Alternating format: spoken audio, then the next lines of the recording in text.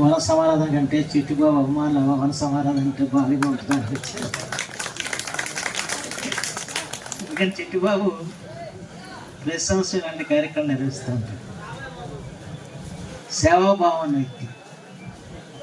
గతంలో కూడా చిరంజీవి గారి పేరిట రక్తదాన శిబిరాలు అవన్నీ కూడా నిర్వహించిన వ్యక్తి.